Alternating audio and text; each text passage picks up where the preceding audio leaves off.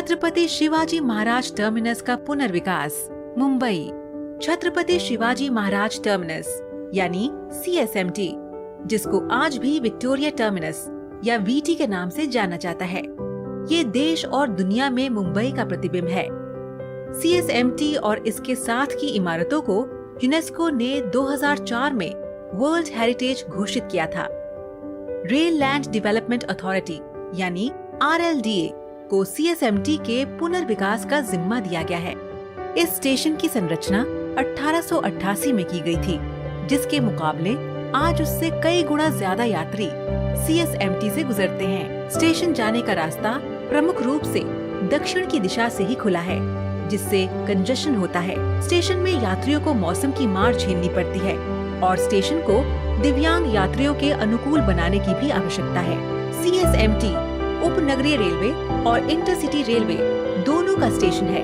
ये एक स्टेशन में दो का काम करता है। ये स्टेशन दुनिया का सबसे व्यस्त स्टेशंस में से एक है। स्टेशन के यात्री संचालन को दुरुस्त करने की और नए रास्ते खोलने की आवश्यकता है।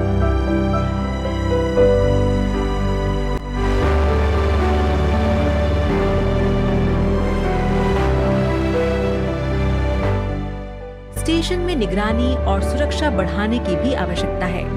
CSMT के आवागमन के लिए पूर्व में DN रोड है और पश्चिम में PD मेलो रोड है। CSMT के दक्षिण में फोर्ट एरिया है, जो कि मुंबई का एक बिजनेस डिस्ट्रिक्ट माना जाता है। CSMT के पास और भी हेरिटेज इमारतें हैं, जैसे कि मुंबई महानगर पालिका का मुख्यालय और GPO। फोर्ट एरिया दक्षिण में होने की वजह से दक्षिण के रास्ते का सबसे ज्यादा उपयोग किया जाता है।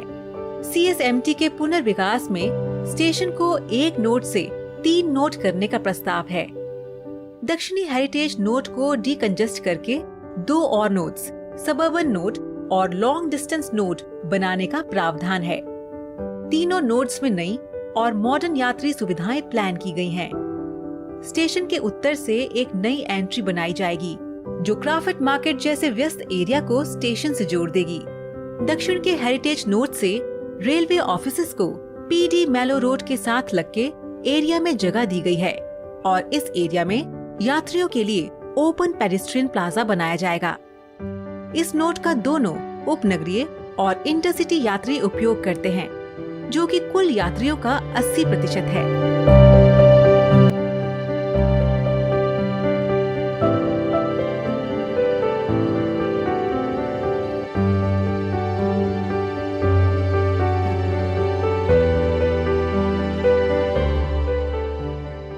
के हेरिटेज को प्रदर्शित करने के लिए इमारत का संरक्षण सन 1930 जैसा किया जाएगा। 1950 से 1960 के दशक में बनाई गई रेलवे इमारतों की जगह एक नई इमारत बनाई जाएगी, जिसमें रेलवे ऑफिसेज, व्यूइंग गैलरी और रेस्टोरेंट की योजना की गई है।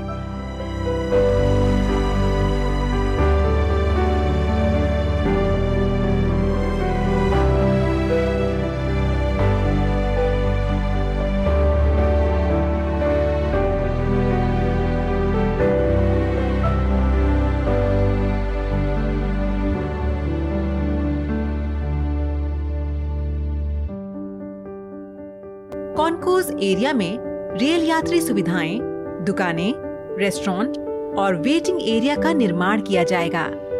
इस पूरे एरिया को आर्केड रूफ से ढकने का प्रावधान है, जिससे यात्रियों को धूप, गर्मी और बारिश से राहत मिलेगी और स्टेशन को साफ रखने में मदद मिलेगी। पूर्व में PD मेलो रोड से पहुंचते हुए एक नए लॉन्ग डिस्टेंस नोड की संरचना की गई है। ये नोड इंटरसिटी यात्रियों के लिए है, जिसमें आधुनिक यात्री सुविधाओं की योजना की गई है। इस नोड से स्टेशन के बाकी हिस्सों में भी पहुंचा जा सकता है। इस नोड में आगमन और प्रस्थान के लिए अलग अलग रास्ते दिए गए हैं। स्टेशन में आने या जाने के लिए एक मल्टी मॉडल हब की जगह दी गई है। यात्रियों की सुविधा के लिए रेस्टोरेंट और दुकानों का भी प्रबंध किया गया है, जो स्टेशन के ऑल्टरनेट रेवेन्यू का साधन बनेगा। स्टेशन में जाने के लिए लिफ्ट और एस्केलेटर का प्रावधान किया गया है। CSMT दिव्यांग जन के लिए 100% एक्सेसिबल होगा। लॉन्ग डिस्टेंस नोड में यात्रियों के लिए वेटिंग हॉल बनाया गया है।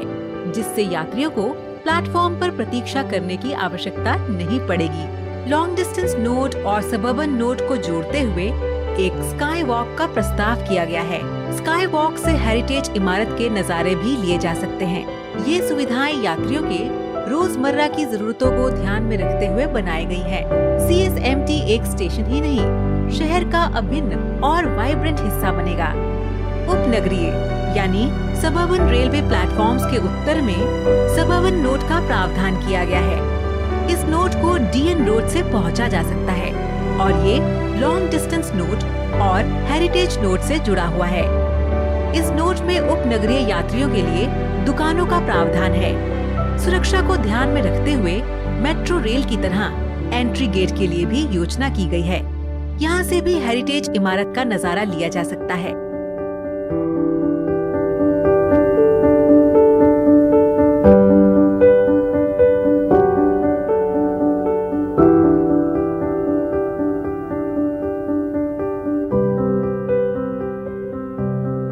इस नोड की दूसरी मंजिल पर स्काई वॉक आता है, जिसमें दुकानें और रेस्टोरेंट्स का प्रावधान किया गया है।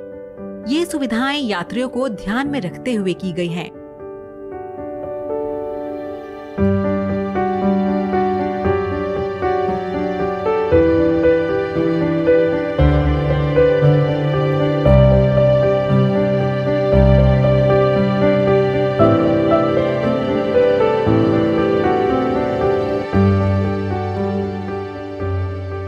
CSMT हमारे देश में ही नहीं बल्कि पूरी दुनिया में जाना जाता है। इसका पुनर्विकास एक आवश्यकता है जो इस स्टेशन को दुनिया के दूसरे विकसित स्टेशंस के बराबर खड़ा कर देगा।